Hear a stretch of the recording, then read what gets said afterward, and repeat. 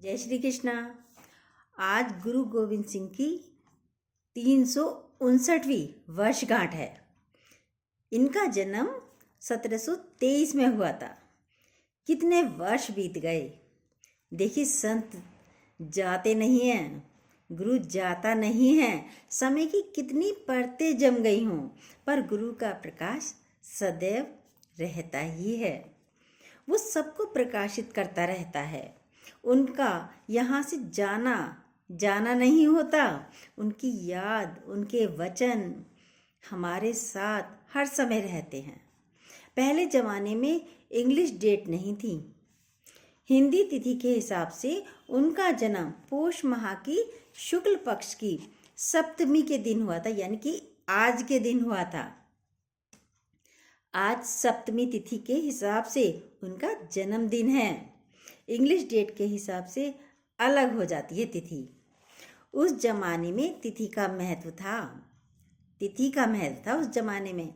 हमारे भारतवर्ष में जितनी भी रिसर्च की है उनके बारे में। कैलेंडर बाद में बना, हिंदी तिथि पहले ही बन गई थी। गुरु गोविंद सिंह जी का पहला नाम गोविंद राय था। आप नहीं जानते होंगे ना। फिर इन्होंने खालसा पंथ की स्थापना की, तो उन्होंने जितने भी उस पंथ के थे उन्होंने उनके आगे सिंह लगाया।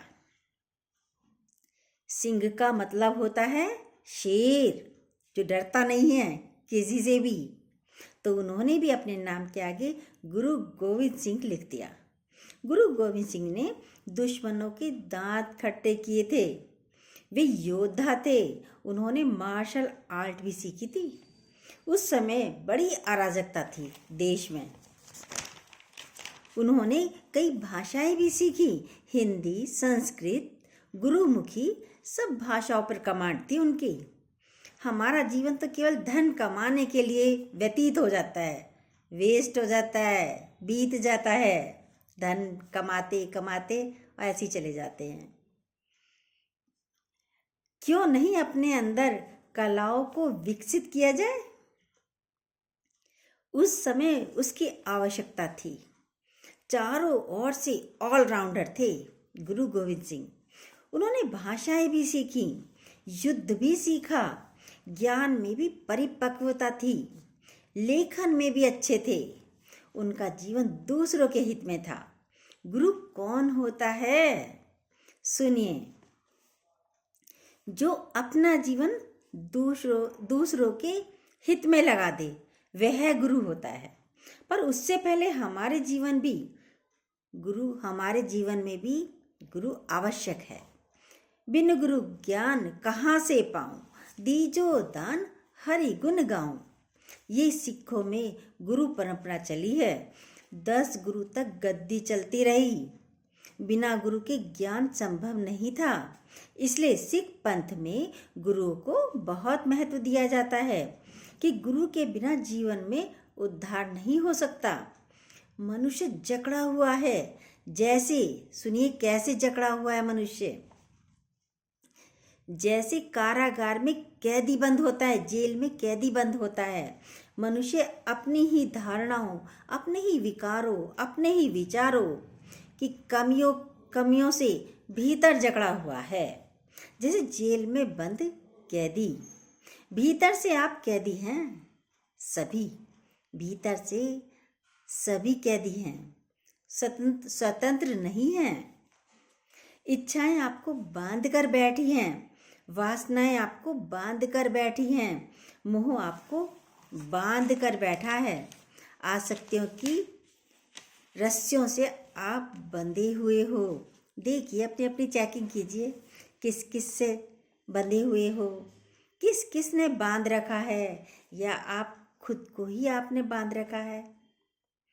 आप ये कारागार में बंद हो। बाहर से भले घूम रहे हो, पर देखिए बंधे हैं या नहीं बंधे। इच्छाएं, वासनाएं आपको खींचकर तो नहीं ले जा रही। कोई विकार आपको क्रोध करा देगा, दुश्मनी करा देगा, विकार ही तो कराते हैं। देखिए, वहाँ की जेल से तो छूटने का प्रयत्न करते हैं, यदि कोई जेल में बंद है तो वहाँ की जेल से तो छूटने का प्रयत्न करते हैं। ये जन्मांतर की जेल है, अभी छूटने का प्रयत्न किया या नहीं किया? जन्म जन्मांतर की जेल है ये संसार, ये रिश्ते नाते, इनसे छूटने का आपने क्या प्रयत्न किया? वासना अनुसार जन्म होता है, उससे हम बंधे हुए हैं। पर छूटने की चाह हो, जब आप छूटना चाहें तभी तो छूटेंगे। अब छूटे कैसे? बंदे को बंदा मिले तो छूटे कौन उपाय। बंदे को बंदा मिले तो छूटे कौन उपाय। जो जेल में बंद हैं वो आपको जेल से नहीं छुड़ा सकते। जो आपके घर में रिश्ते नाते सब हैं, ये तो खुद ही जेल में सोचते हैं, हम जेल में हैं, बंद हैं, बंधन है, ये क्या छुड़ाएंगे आपको। तो जो जेल में बंद हैं वो आपको जेल से नहीं छुड़ा सकते। इम्पॉसिबल, नहीं छुड़ा सकते। तो सारा संसार जकड़ा हुआ है, मोह माया में, अज्ञान के अंधकार में जकड़ा हुआ है, और हम उसी से ही संबंध बनाए हैं। संबंध तोड़ने नहीं है, सबको आत्म रूप देखना है। कहते हैं जेल के बाहर हो उससे दोस्ती करिए, जो जेल के बाहर हो उससे दोस्ती करिए। और इन रिश्ते नातों से अलग कौन है? सिर्फ गुरु। वो इन जेलों से बाहर है, वो हमें आज़ाद करता है, स्वतंत्र करता है, सिखाता है कैसे आज़ादी मिलेगी। उससे दोस्ती करिए। जो जेल के बाहर है वो क्या करेगा? वो कोई ना कोई उपाय करके आपको बाहर निकालने का कोई ना कोई उपाय करेगा। हो सकता है कोई रस्सी फेंक दे आपके पास, हो सकता है कोई औजार दे दे आपको, रस्सी से आप बाहर निकलने की कोशिश कर सकते हो, और औजारों से उन दीवारों को तोड़कर बाहर आ सकते हो, उन शीशों को तोड़कर आप बाहर आ सकते हो। तो तोड़िए जिससे आप निकल सकें। कौन चाहिए जो खुद स्वतंत्र हो?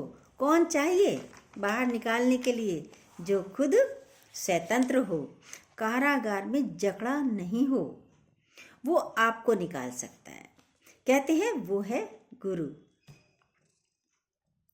वो इन आसक्तियों में, इच्छाओं में जकड़ा हुआ नहीं है, वह इन विकारों से ग्रसित नहीं है।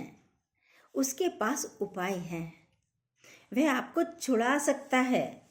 जो खुद छूटा हुआ हो वह आपको छुटा सकता है। जो खुद स्वतंत्र हो वो आपको छुटा सकता है, लेकिन जो खुद बंधा हुआ हो वह आपको कभी भी नहीं छुटा सकता। इसलिए ये लाइन कही गई है कि बंदे को बंदा मिले, छूटे कौन उपाय। पहले तो गुरु की खोज हो जो हमें छुड़ा सके, और खोज तब होगी जब हम स्वयं छूटना चाहेंगे। खोज भी तो तभी होगी। ये बंधन लगे हमें, ये सब रिश्ते नाते हमें बंधन लगे कि दम घुट रहा है, इच्छाएं हमें जकड़ रही हैं, तब छूटना चाहेंगे, तब खोज शुरू होगी। संसार में खोज भी नहीं है अभी तो आपकी। अजीब इंसान है, कोठरी में अंधकार में भरे पड़े हैं। कोठरी है, अंधकार है उसमें, उसी में ही हैं। ये अज्ञानता का अंधेरा अमावस्या में घिरे हुए हैं। अज्ञानता के अंधेरे में हैं, अमावस्या के अंधेरे में हैं, घिरे हुए हैं। पूर्णिमा में आइए, यानी रोशनी में आइए। पूर्णिमा मतलब रोशनी में आइए। किसकी रोशनी में? ज्ञान की रोशनी में आइए। पूर्णिमा का चांद, रोशनी, प्रकाश, हमारा जीवन प्रकाशित होगा। इस अमावस्या के घेरे से निकलिए तो। अज्ञान के अंधेरे में कुछ सूझता ही नहीं, हम क्या करें। अंधेरे में क्या होता है? सिर्फ ठोकर लगती है। गुरु हमें पीड़ाओं से बचाता है। टकराते हैं, किससे टकराते हैं? पति से टकराएंगे, सास से टकराते हैं, बच्चों से टकराते हैं, दुनिया से टकराते हैं। जब अंधेरा है, अंधकार है, अज्ञानता है, अंधेरा क्या, अज्ञानता, अज्ञानता है, तो सबसे टकराते हैं, सबसे सुनते हैं, सबसे ठोकर खाते हैं, चोट लगती है, मन घायल होता है, रिश्तों से, नातों से ठोकर खा रहे हैं। ये बाहर ठोकर इसलिए है कि अंधेरा है अंदर, अज्ञानता का, वरना सब बहुत अच्छे हैं। आपके अंदर दुख है, पीड़ा है, तो आप अज्ञान के अंधेरे में हैं। गुरु हमें प्रकाशित करता है। गुरु गोविंद सिंह ने अपना जीवन बनाया, 3 विवाह किए उन्होंने, पर विवाह में नहीं झगड़े, परिवार में नहीं झगड़े। 3 विवाह करने के बाद भी उनका जीवन दूसरों के हित में रहा। न जाने कितने युद्ध किए, कितने राजाओं से जीत कर आए। जिसने मन जीता वही जग जीत बना। जो मन जीत है वही जग जीत है। जिसने अपना मन जीत लिया वही तो जग जीत सकता है। ऐसे गुरु पर वारी जाऊं। कबीरदास जी ने भी लिखा है, गुरु गोविंदो खड़े काके लागू पाए, बलिहारी गुरु आपने जिन गोविंद दियो बताए। गुरु का हमारे जीवन में प्रथम स्थान हो, जो हमें गोविंद से मिलाता है। नाम भी गोविंद रखा। गो मतलब इंद्रिया, जो अपनी इंद्रियों को वश में कर सके वो गोविंद है। नाम को सार्थक किया गुरु गोविंद ने। उनकी इंद्रियां उनके वश में थी। उन्होंने अपनी इंद्रियों को भी वश में रखा। उनके विचार उनके वश में थे, उनके भाव उनके वश में थे। उन्होंने नारा क्या लगाया, सुनिए। 1 को 10 से लड़ाऊंगा, तब गुरु गोविंद सिंह कहलाऊंगा। 10 तो ये इंद्रियां हैं, पहले अपनी इंद्रियों को वश में किया। खालसा पंथ की स्थापना गुरु गोविंद सिंह ने की थी। निशानियां भी बना दी थी उन्होंने। क्या 5 निशानियां थी उनकी। केश, कड़ा, कंघा, कृपाण, कच्छ की पहचान हो सके। क्यों निशानियां बनाई, कि जिससे पहचान हो सके कि युद्ध में जाते थे। केश धोए, कंघी साथ में होती थी, कड़ा इतना भारी कि मारो तो उससे हथियार का काम हो जाए। कृपाण साथ में रखते थे, वस्त्र भी छोटे होते थे। वो बाहर से युद्ध जीतने के लिए चाहिए। ये सब चीज़ें तो बाहर से युद्ध जीतने के लिए चाहिए। हम भी भीतर से योद्धा बने, भीतर से वश में करें, भीतर से वश में कर सकें, तभी जीवन बनता है। विकारों को वश में करें, भाव को वश में करें, विचारों को वश में करें, तभी जीवन बन सकता है। लिखने का शौक था उन्हें। नदी के किनारे बैठकर लिखते थे गुरु गोविंद सिंह जी। युद्ध में योद्धा थे, और जब लिख रहे हैं तब तो एकाग्र होकर लिखते थे। वो जब नदी के किनारे लिखते थे तो नदी की आवाज़, कल कल की आवाज़ आ रही है उसमें, तो डिस्टर्ब होते थे कई बार लिखते लिखते। तो नदी को भी उन्होंने हाथ से करके रोका, तो नदी भी शांत होकर बैठ गई। खाली हाथ दिखाते ही नदी शांत हो गई। प्रकृति वश में हो जाती है। कितनी सफाई आ जाती हैं। ये रिद्धियां सिद्धियां कब आती हैं, जब आप उससे मिलकर एक होते हो। जब आप उससे मिलकर एक होते हो तब रिद्धियां सिद्धियां आती हैं। जब हम समाधिस्थ होते हैं तब रिद्धियां सिद्धियां आती हैं। साधु बोले सहज स्वभाव, साधु का बोला व्यर्था न जाए। साधु कौन, जो सदा हुआ हो। गुरु आपको पुचकारेगा नहीं, ठोकेगा कस के, पहले तो पकड़कर। घड़ा बनाते समय कुम्हार एक हाथ घड़े के अंदर रखता है, दूसरे से वो ठोकता है। लेकिन उसको टूटने भी नहीं देता है। ऐसे ही गुरु होते हैं, गुरु हमें टूटने नहीं देते, बिखरने नहीं देते, एक हाथ से हमें अंदर से संभाले रखते हैं और ऊपर से डांटते भी हैं शुरुआत में, क्योंकि बिगड़े हुए हैं, बहुत सारे विकार से भरे हुए हैं। तो गुरु हमें पुचकारेगा नहीं, ठोकेगा कसकर। आप तो गुरु के आगे पूरी मान सम्मान इज्जत चाहते हो, मैं बहुत बड़े घर का, मेरी इज्जत हो, मेरा मान सम्मान हो। गुरु आप करके बोले मुझसे, ऊंची कुर्सी दे दे मुझे, तो पूरी रिद्धियाँ सिद्धियाँ नहीं आएंगी। बिल्कुल निमाड़ा बनना पड़ता है गुरु के सामने। और जब निमाड़े हो जाओगे तब गुरु उस चेतन से मिलाएगा। उसके लिए हमें अपना जीवन समर्पित करना होगा। गुरु गोविंद सिंह जी की बहुत सारी बातें हैं, अभी तो हमने थोड़ी सी बताई हैं।